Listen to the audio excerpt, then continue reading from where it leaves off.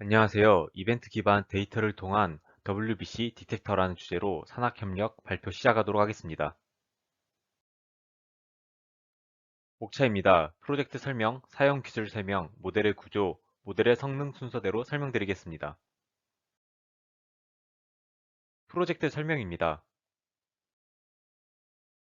프로젝트 설명은 왜 백혈구를 측정하는 기능을 구현하는가, 왜 기존 체열 방식이 문제가 되는가, 왜 오래 걸리는가, 그에 대한 해결책 순으로 설명드리겠습니다.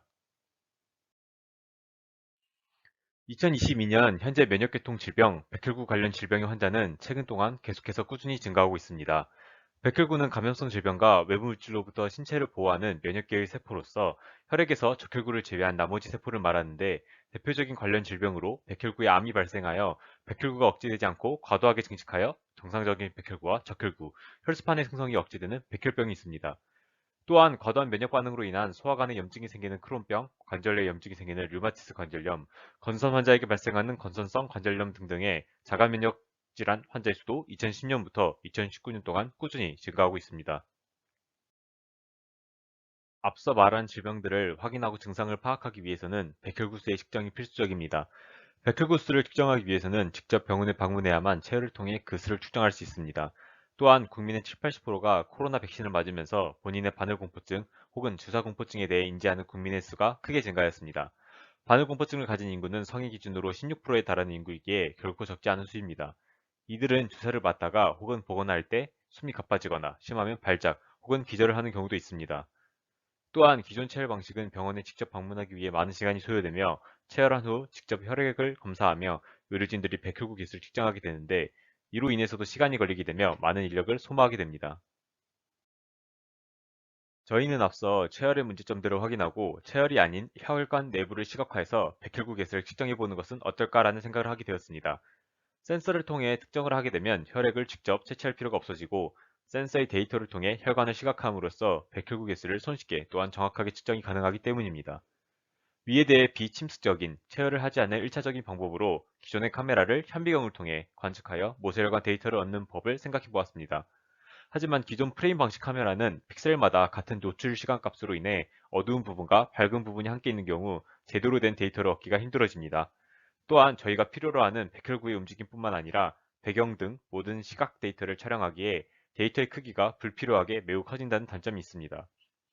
이로 인해 데이터를 처리하는 하드웨어의 성능, 요구사항이 크게 증가하게 되며 고정된 프레임으로 촬영하기에 움직임에 대한 높은 해상력을 가진 데이터를 얻기 힘들다는 단점이 있습니다.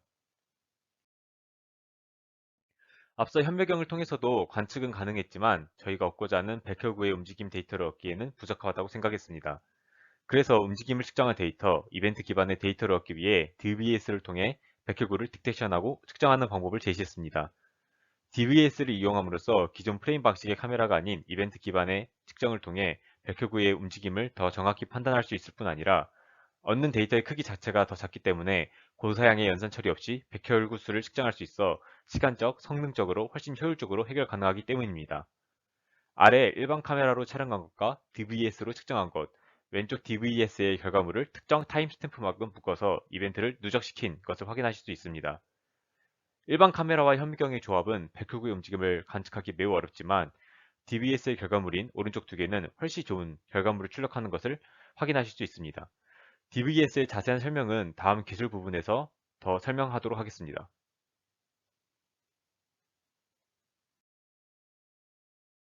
프로젝트 기술 설명입니다.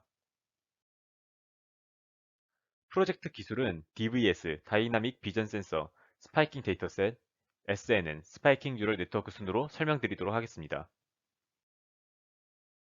DVS, 다이나믹 비전 센서는 동적 이벤트 기반으로 촬영을 하게 되며 기존 프레임 방식의 카메라와는 다른 방식으로 작동을 하게 됩니다. 기존 프레임 방식의 카메라는 각각의 사진들을 연속으로 보이도록 겹쳐 동영상을 만드는 프레임 형식으로 카메라를 작동시키게 됩니다. 반면 DVS는 이와 달리 사람의 홍채와 같은 원리로 작동하기에 움직임에 의해 국소적인 변화가 있을 때에만 정보를 전송하게 됩니다.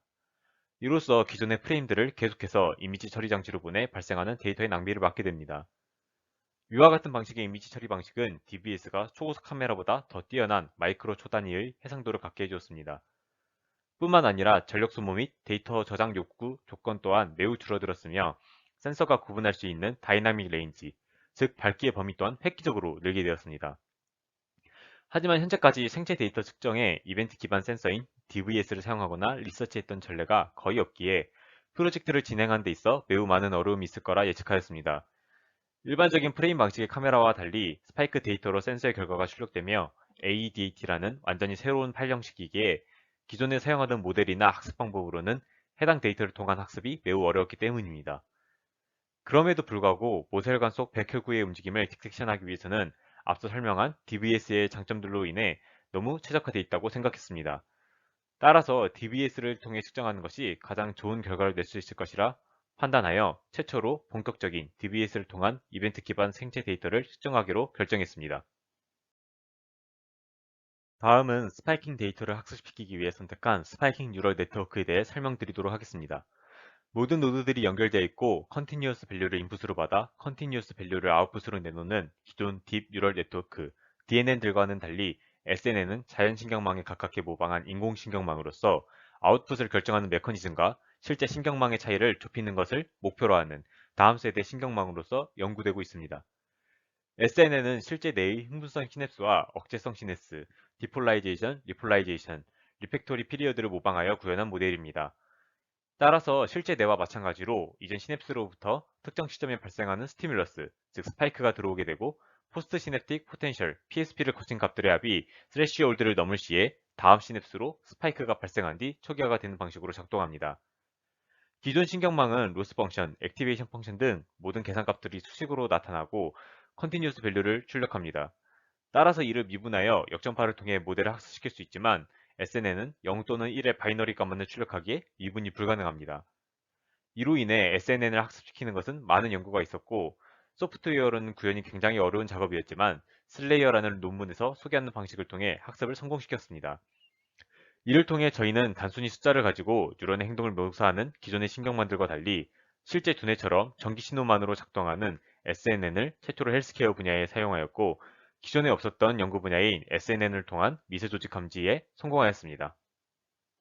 지금부터 해당 태스크에 사용되는 데이터의 형태와 해당 데이터를 처리하기 위해서 사용되는 기법들을 소개하고 모델이 어떤 구조로 띄고 있는지 소개하도록 하겠습니다. 먼저 모델의 전체적인 구조를 보여드리고 어떤 스파이킹 데이터를 사용했는지 설명하고 앞서 설명하지 않았던 모델의 구성 요소인 DB스캔에 대해서 설명하도록 하겠습니다. 모델의 전체적인 구조는 화면에 나와 있는 그림과 같습니다. 인풋으로 들어가는 이벤트 베이스드 파일은 0과 1, -1 값을 갖는 파일로 스파이킹 데이터를 의미합니다. 스파이킹 데이터를 dbscan이란 클러스터링 기법의 인풋으로 사용해서 백혈구 후보군들을 뽑아냅니다. 뽑아낸 백혈구 캔디데이트들을 앞서 설명드렸던 SNN으로 넣어서 진짜 백혈구인지 아닌지 클래시피케이션이 이루어진 이후 백혈구라고 판단된 캔디데이트들을 바운더리 박스로 표시해서 아웃풋이 나오게 됩니다. 이를 기반으로 전체 백혈구의 개수와 또 어떤 병에 걸렸는지 예측 또한 수행하게 됩니다. 그렇다면 지금부터 실질적으로 스파이킹 데이터가 어떤 것이고 또 어떻게 모델에 사용되는지 설명하도록 하겠습니다. 저희 모델은 이벤트 베이스드 파일인 스파이킹 데이터를 인풋으로 받습니다. 스파이킹 데이터는 -1, 0, 1의 값을 갖게 되어 마치 전기적 신호의 형태를 띠게 됩니다. 그림에 나와 있는 테이블을 보게 되면 X, Y 타임스탬프, 폴라리티를 통해 스파이킹 데이터가 표현되어 있는 것을 볼 수 있습니다. 스파이킹 데이터에 대한 이해를 돕기 위해 오른쪽에 해당하는 데이터를 시각화하여 나타냈습니다. GIF는 타임스탬프가 경과됨에 따라 X, Y 좌표에 해당하는 이벤트가 시각화된 것입니다. GIF를 보시게 되면 빨간색, 회색, 초록색 총 3개의 색을 가진 것을 볼 수 있습니다. 폴라리티가 -1일 때는 초록색, 1일 때는 빨간색, 0일 때는 검정색을 의미합니다. 빨간색의 경우는 스파이크가 생겨 0에서 1이 된 스파이크를 의미하고 초록색의 경우 1이었던 스파이크가 -1로 없어진 것을 의미하며 검정색은 스파이크가 과거와 지금의 두 경우에 다 없는 것을 의미합니다. 쉽게 말해서 왼쪽에 있는 GIF는 특정 시간에 따라 발생하는 이벤트들을 순서대로 재생한 것입니다. 오른쪽에 있는 GIF를 보게 되면 좀 더 명확하게 백혈구를 보실 수 있습니다. 오른쪽 GIF는 왼쪽의 GIF를 특정 시간 동안만큼 합쳐서 특정 타임스탬프 단위로 표현한 것입니다. 좀 더 쉽게 말하자면 순간순간 빠르게 나온 왼쪽 GIF의 이벤트들을 특정 시간 동안 묶어서 순서대로 표현한 것입니다. 이처럼 스파이킹 데이터는 오른쪽에 나와 있는 GIF와 같은 의미를 갖게 됩니다. 학습을 진행할 때는 판다스 데이터 프레임의 형태로 변형하여 데이터를 사용하였습니다. 그러면 지금부터 스파이킹 데이터를 계속 이지화시켜서 마치 방금 보여드린 GIF처럼 설명해 드릴 텐데, 해당 데이터는 일반적인 사진이나 이 GIF가 아니라 0이나 1이나 -1 값으로 갖는 스파이킹 데이터라는 것을 꼭 염두에 두시고 발표를 들어주시길 바랍니다. 다음으로 저희 모델에 들어있는 DB스캔 클러스터링에 대해서 설명해 드리도록 하겠습니다. DB스캔은 K-means나 다른 클러스터링 알고리즘과는 달리 곡선의 강력한 성능을 갖습니다. 하나의 점을 잡아 해당 점으로부터 입실론값만큼 떨어져 있는 점들을 같은 클러스터라고 판단하는 기법입니다. K-means 같은 경우 클러스터의 센터를 잡아줄 때 여러 점들의 팽들이 되는 점을 잡고 해당 센터와 가장 가까이 있는 점들을 자신의 클러스터라고 판단하지만, DB스캔의 경우에는 여러 점들의 팽들을 내는 것이 아니라 각각의 점들에 대해서 입실론값만큼 떨어져 있는 점들을 모두 같은 클러스터라고 보게 됩니다. 그래서 곡성에 강한 간점을 지니며 이 특성을 백혈구를 디텍션할 때 사용했습니다. SNN을 거치기 전에 DB스캔을 사용해서 백혈구라고 판단될 법한 백혈구들의 후보군들을 샘플링하게 됩니다. 이 과정을 통해 전체 화면을 슬라이딩 윈도우로 훑어서 각각의 스파이킹 데이터를 SNN에 넣지 않아도 되기 때문에 리소스를 좀 더 덜 사용하면서 스피드를 올릴 수 있었습니다.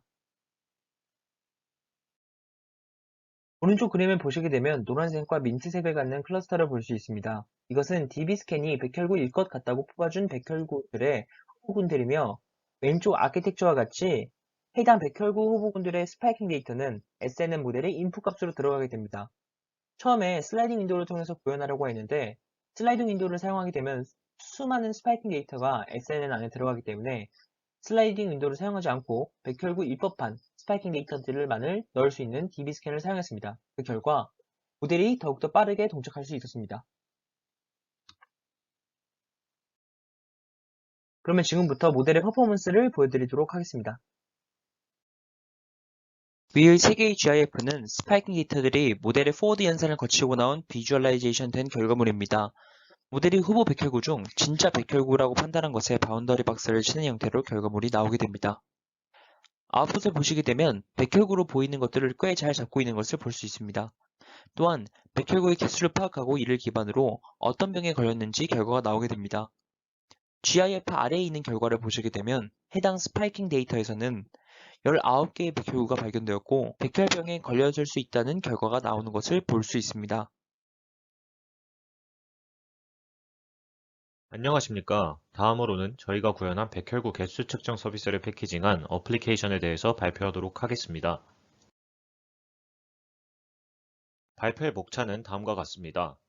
먼저 개발에 사용한 기술을 설명한 다음에 전체 패키징 구조를 다이어그램과 함께 살펴본 후 어플리케이션의 예시 화면과 기능에 대해 설명하는 순서로 발표를 진행하겠습니다. 이후에는 어플리케이션을 직접 사용하며 기능에 대해 설명하는 시연 영상을 마지막으로 발표를 마치도록 하겠습니다. 저희가 개발한 백혈구 디텍션 및 카운팅 작업을 이용할 수 있는 서비스를 개발하기 위해 딥러닝 모델을 패키징하는 어플리케이션을 구현했습니다. 어플리케이션 개발에는 구글이 출시한 오픈소스 크로스 플랫폼 어플리케이션 프레임워크인 플러터를 이용했습니다. 그리고 데이터베이스는 플러터와 연동해 사용할 수 있도록 파이어베이스에서 제공하는 클라우드 파이어스토어 데이터베이스를 사용했고, 마지막으로 딥러닝 모델과 어플리케이션을 연결하기 위해서 API 서버로 플라스크 웹 프레임워크를 이용했습니다. 다음으로 어플리케이션 흐름도를 살펴보겠습니다. 첫 번째로 어플리케이션에서 검사 파일을 선택해 서버로 전송합니다. 서버에서는 파일을 전송받는 즉시 딥러닝 모델의 입력으로 전달하고, 모델은 백혈구를 감지하는 과정이 담긴 GIF 파일과 백혈구 개수를 측정한 결과를 만드는 동작을 동시에 수행해 어플리케이션으로 반환합니다. 이후 검사 결과를 어플리케이션에 보여주고 추가 검진 내용을 작성한 뒤에 등록하면 데이터베이스에 검진별로 등록이 됩니다. 등록된 검진은 검진 목록을 이용해서 추후에도 지속적으로 확인이 가능합니다. 어플리케이션 사용 시 다음과 같은 화면을 통해 서비스를 이용할 수 있습니다. 로그인을 진행하면 검진 파일을 등록할 수 있는 화면이 등장하고, 검진 파일을 등록하면 바로 API 서버로 파일이 전송돼 모델이 프레딕션 작업을 수행합니다. 파일의 길이에 따라 소요되는 시간은 다르지만 대략 5분에서 10분 정도의 시간이 소모됩니다. 모델에서 결과가 나오면 동영상이 재생되는 화면에서 GIF 파일이 재생되는 결과를 확인할 수 있고, 추가로 백혈구 카운팅 결과와 그에 따른 건강 상태 정보 예측 결과를 알려줍니다. 해당 부분은 2018년에 작성된 비침습적 검출을 통한 호중구 감소증 검진에 대한 논문을 참고해 구현했습니다. 검진 결과를 바탕으로 검진 내용을 작성해 등록하게 되면 데이터베이스에 연결되어 검진 내용이 관리되기 때문에 추후에도 지속적으로 검진 결과 및 내용을 확인할 수 있습니다. 자세한 어플리케이션 사용 예시는 다음 영상에서 설명하도록 하겠습니다. 아이조아 팀 어플리케이션 시연 영상 시작하겠습니다. 이 앱은 의사의 검진을 돕고 사용자가 파일을 통해 백혈구 수치에 대한 검진을 받을 수 있도록 서비스를 제공합니다. 로그인 화면을 보겠습니다. 의사와 환자를 구분하는 기능을 추가할 예정이고 시연 영상은 의사 관점에서 진행하겠습니다. 로그인 화면에는 로그인, 회원가입, 아이디 찾기, 비밀번호 찾기가 구현되어 있습니다. 로그인을 진행해 보겠습니다. 로그인에 성공하면 파일 등록 화면으로 이동합니다. 저희는 크게 파일 등록, 검진 결과, 검진 목록, 설정 페이지로 앱을 구성했습니다. 검진 목록으로 이동해 보면 현재 3개의 검진이 등록된 것을 확인할 수 있습니다. 파일 등록 화면에서는 등록하기 버튼을 이용해 기기 내의 파일을 선택해 등록할 수 있습니다. 파일을 선택하면 서버로 파일이 전송되고 모델이 해당 파일을 처리할 때까지 로딩 화면이 재생됩니다. 모델 동작이 완료되면 앱으로 리스폰스가 전달되고 앱에서 모델이 동작이 완료됐다는 알림 팝업이 출력됩니다. 검진 결과 화면에서는 선택한 파일을 모델이 처리한 GIF 파일과 백혈구 개수, AI 검진 결과를 보여줍니다. 아래 부분은 의사가 환자의 이름, 검진 날짜, 검진 내용을 작성하고 검진을 등록할 수 있도록 구현했습니다. 내용을 입력하고 등록하기 버튼을 누르면 등록이 완료됩니다. 검진 목록에 들어가서 등록된 검진을 확인해 보겠습니다. 이전에는 3개의 내역이 있었는데 현재 4개가 된 것을 확인할 수 있습니다. 이순신이라는 이름으로 등록된 검진을 눌러보면 방금 입력한 내용들이 정상적으로 등록된 것을 확인할 수 있습니다.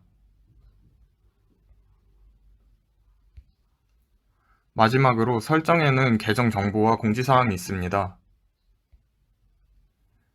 계정 정보에는 로그아웃, 비밀번호 변경, 회원 탈퇴가 있습니다. 공지사항에는 탭을 통해 공지사항을 확인할 수 있도록 구현했습니다.